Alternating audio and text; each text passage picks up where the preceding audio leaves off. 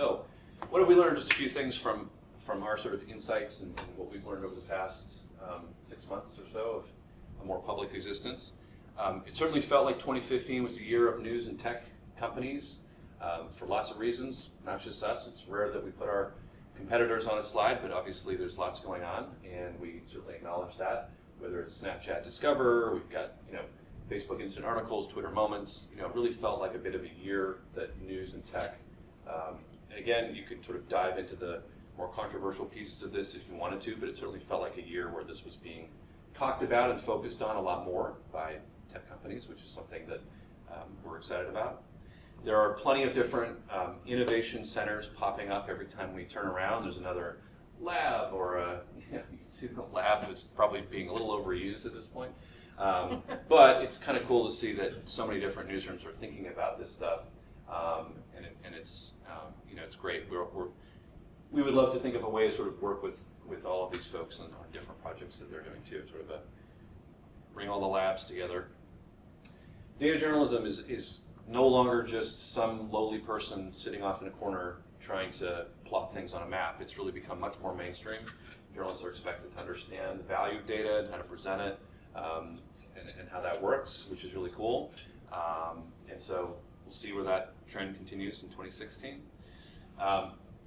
As probably anyone who you've talked to about VR would tell you, the opportunity to gain new empathy or point of view storytelling with any particular subject, whether it's something like The Displaced with the New York Times story, or anything else that lends itself to really putting yourself in that person's shoes, and tons of experimentation going on in this space, which is really cool. And I'm sure we're just sort of at the early days. I mean, somebody had a slide the other day with a whole line of cell phones going back to the early brick phones right up to today's super powerful phones, and they said, you know where we are with VR today?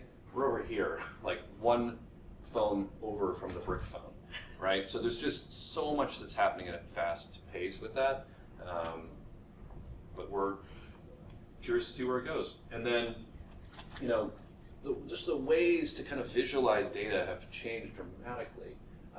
This is something from the op shop that was showing flight data over Thanksgiving.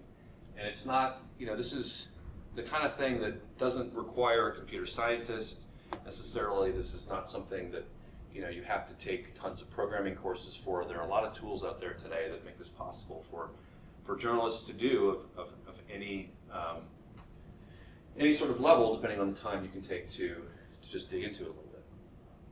So, though I mentioned some of our contact info, often this is the part where people actually write something down. So we're on Twitter. You can see both of our handles there. You can certainly reach out to us that way. I would encourage you to follow those if for no other reason, because we do post all of our trends visualizations on our trends Twitter handle, and then we post a lot about different trainings and tools and tutorials and so on our NewsLab handle.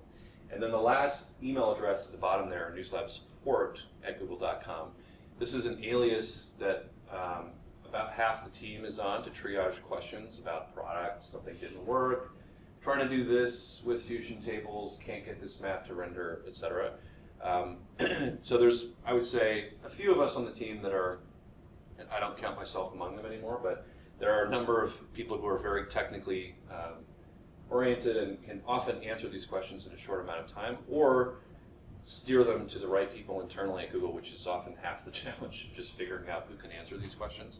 But if you are in a newsroom and you're working on a project where you think that we can help, please reach out. We do sort of feel like this is our front door, if you will, and we try to leave it open.